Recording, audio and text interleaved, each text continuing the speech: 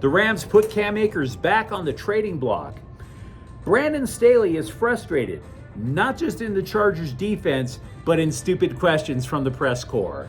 And UCLA nudges up the AP Top 25 football poll. Good morning. I'm James. This is your daily dose of sports and snark for the greatest sports city in the world, Los Angeles. This is the faithful Angelenos morning report. So it is super early on September 18th, 2023. I want to get this clip out of the way because broadcasting from the airport, it's a little bit noisy. It is what it is. So let's start off our week right and talk LA sports. If you like being in the know about LA, clickety-clack the like button. Clickety-clack the subscribe button. There's a notification bell. Hit that. It lets you know we drop new content. Sharing is caring. Let people know we exist. And comment, because win or lose, LA is always fascinating to talk about. So before we go through the news and notes, a look at the scoreboard. Honestly, it was a bit of a tough day for the Angelenos. But give the Dodgers credit. They won the NL West Saturday night, didn't take Sunday off at all. They sweep Seattle after a 6-1 mollywhopping. Jason Hayward goes 3 for 5 with a home run. Meanwhile, in the NFL, Kyron Williams scores 2 more touchdowns for the Rams. But let's be real. The 49ers right now are a better team. And the Rams went toe-to-toe with them for at least the first half. Final score for San Francisco 30, Rams 23. Tennessee outlasts the Chargers. They needed overtime to slide by 27-24. Justin Herbert passes for 305 yards, 2 touchdowns. How's this for frustrating? The Chargers are 0-2. They've lost their 2 games by a combined total of 5 points. 5. And let me tell you, that's going to make you want to pull your hair out. And I know a thing or two about hair loss. Meanwhile, Chicago and Angel City tie 2-2. Ali Riley and June Endo scored for the locals. Detroit is at the Dodgers tonight at 7, by the way. Lance Lynn will pitch for LA. He's 11-11 with a 5.94 ERA. Eduardo Rodriguez, remember him? The guy who actually thought Detroit and its school system were superior to LA? Detroit. Yeah, you don't want to be in LA, bro. No, that's a really bad idea. Stay with the Tigers. So yeah, he's pitching tonight. He's 11-8 with a 3.32 ERA. If you happen to be going to the Ravine tonight, please send him my best. I always like sending my best to the chronically stupid. But let's turn the page and get to this news. Cam Akers was a healthy scratch for Sunday's game. It came about, say, a couple hours before kickoff, and Fox Sports went to the air immediately and said that they've already put him on the trading block. The Rams were allegedly lobbying phone calls during game day to try to offload the running back. Now, this story is going to take a minute or two to unpack. But I don't even know if unpack is the right verb. I actually look at it as taking the trash can of Cam Akers' career, flipping it over, and just dumping out all the contents on your favorite rug. That is pretty much what this story looks like to me. Because this is not the first time the Rams were like, we got to get rid of this guy. Right? It was the same story just last year. He and Sean McVay got into some little kerfuffle, and they kicked him off the team. And I hate to break this to the players, but let's be real. There are very few players on the Rams that are more important to that franchise than Sean McVay is. Very few. You could argue that the only one who is Aaron Donald. So they send him home, and Akers, like every other athlete, goes to social media and he writes, "I'm just as confused as everybody else," which is a very strange thing to write because everybody else isn't confused. It's not confusing at all. You had a big problem with your coach last year. You guys allegedly hugged it out, kissed and made up. But let me ask you this, people. How many of you have taken back an ex, kissed and made up? And how many of you, after that, had a lifelong All-American romance story? Of course not. You guys always wind up breaking up again. Cam Akers and the Rams splitting was inevitable. There's nothing confusing about it. You had a falling out with Sean McVay. Stop acting confused. There's a variety of things that bother me about this. One, about it not being confusing. Two, Cam Akers is not indispensable. Not to the Rams. Kyron Williams, who I mentioned earlier, now has 4 TDs on the year. 3 rushing, 1 receiving. In addition to that, the Rams, there's so much weird about this. The Rams are begging if they could get anything for Cam Akers. If they get anything, it would be a miracle. CBSSports.com listed 4 teams that are in need of a running back and might take the Rams up on an offer. But really, what is the market for a guy like Akers, whose career high in a season is 786 yards? Austin Eckler thinks that's weak sauce. And by the way, what is the market for running backs with ruptured Achilles? What is the market for running backs who are fumble prone in the playoffs? What is the market for running backs who are constantly battling their coach? Exactly. The Rams aren't going to get squat for Cam Akers. You can run up your phone bill as high as you like. It's not going to happen. Besides, everybody wound up forgetting about Akers during the game itself. Cam Akers was not the big story. It was the Rams going toe-to-toe with the Niners for a half when everybody expects the Rams at the start of the year, they thought they were going to be in the Caleb Williams sweepstakes, the number 1 pick in the draft.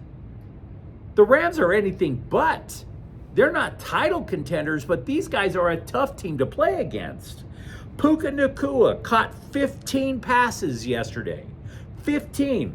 That is a single game record for a rookie. So you think they're missing Cam Akers right now? Shoot, I don't even know if they miss Cooper Kupp right now. They're moving the ball so well on offense. Rams GM Les Snead suggested Akers was simply beaten out in practice. Beaten out. In other words, he did not work during practice that week. Quote, other guys beat him to the field today, unquote. So no, I don't believe for a nanosecond that Akers is confused why he wasn't playing.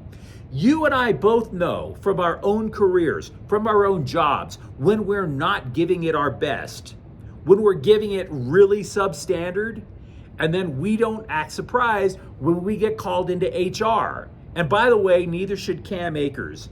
He basically didn't care apparently that much, not to the coach's liking, and now he's on the trading block and probably going to get clipped. Meanwhile, because of the fact that the Rams are a tough out, the LA Times is asking if the Rams are a playoff team again. Can we just basically say that that question, even rhetorically, is premature? I mean, wipe your hands and hope your mom doesn't catch you kind of premature, right? We can say with certainty that there are some trends with the Rams. The primary one is that the Rams now are not playing up tempo on offense like they used to.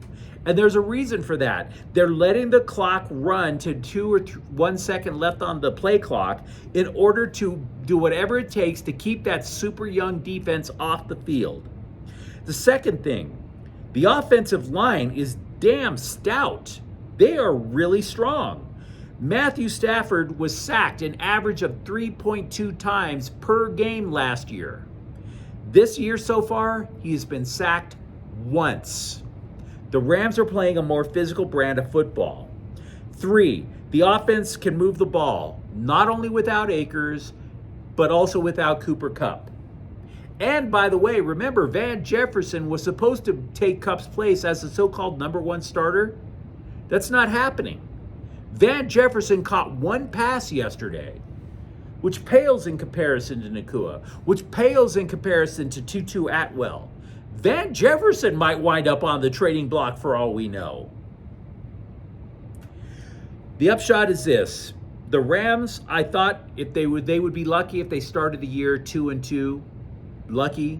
They actually have a chance to start the year 3-1 because they play 0-2 Cincinnati next week and Indianapolis after that, and Indianapolis's quarterback had to leave the game with an injury yesterday. Since the NFL-AFL merger, about 10% of the teams who start 0-2 make the playoffs. That's a total of 18 out of 187 teams. And guess what? Your Bolts are 0-2. Now, you can blame Brandon Staley for a number of things. But I will say this. One thing you can't blame Brandon Staley on, or the Chargers, is for linking this 0-2 start to the playoff choke at the end of last season in Jacksonville. That's absurd. It's absurd because I have a calendar and so do you. That was 8-9 months ago. Stop it. But that didn't stop a scribe from asking about it, and Brandon Staley basically had enough. Quote, "Oh, it's a convenient storyline for you and for everybody else, but it's not the truth," unquote. And later, still in a huff, he added, quote, "We just lost a game in overtime. How do you think the mood is? How do you think it is?" unquote. In other words, the scribe asked what the feeling was in the locker room. Reporters are notorious for asking super obvious or super ridiculous questions, I gotta tell you.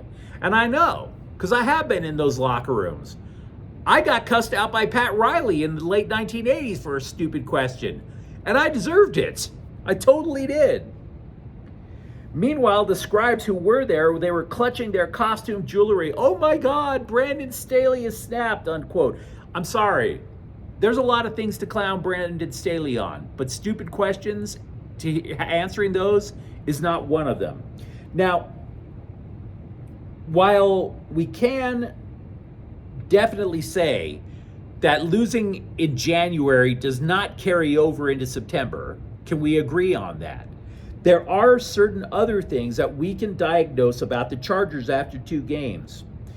For example, on Friday Night Chalk Talk, we talked about how important it was for the Chargers to stop Derrick Henry. They held him to 80 yards. So you're thinking, okay, they did stop him. But they did not stop the Tennessee Titans rushing game. And that was crucial. Because as a team, Tennessee rushed for 141 yards. That is a pretty damn good result.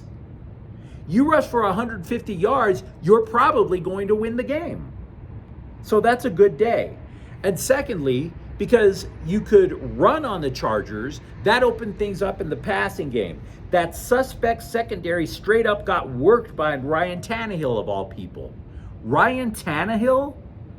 Tannehill threw for 246 yards and completed 20 of 24 passes yesterday.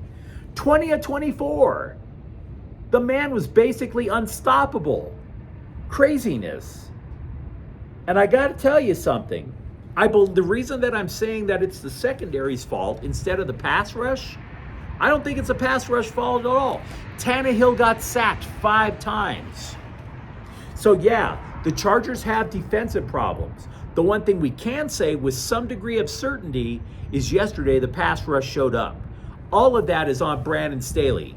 Jacksonville in January is not on Brandon Staley. Not right now. There's too much water under the bridge. UCLA football edged up to number 22 in the Associated Press poll. Now, something I neglected to mention in yesterday's clip, because yesterday's clip I was talking a lot about Dante Moore, the Bruins quarterback, is that the Bruins rushed for 413 yards against North Carolina Coastal. Now, granted, it's North Carolina Coastal, but we're rushing for 413 yards? 5 Bruins alone passed 60 yards yesterday. By the way, speaking of the rankings, to complete the thought, USC remains at number 5. They did not play over the weekend. The Kings have sent a bunch of rookies to play exhibition games in Australia. I'm not going to talk about them because for the most part, the Kings roster is set. But one player who is a rookie did not make the trip. That would be defenseman Brant Clark. And by the way, that move makes a lot of sense because the Kings roster for the most part is set. Brant Clark isn't guaranteed a spot, but he's very likely going to be on the last defensive pairing. So why would you risk sending him across the globe to potentially get hurt with a bunch of kangaroos and a bunch of people playing the didgeridoo? You tell me. But you let me know what you think in the comments thread. Do you believe the Rams could actually get anything for Cam Akers? What do you pin the Chargers' failures on? And if you enjoyed the content, don't forget to subscribe to Faithful Angelenos. We talk LA sports every single day here. Thank you for watching. I'm James. We'll be back tomorrow. Faithful Angelenos is a Kian Corte El Queso production. Take care.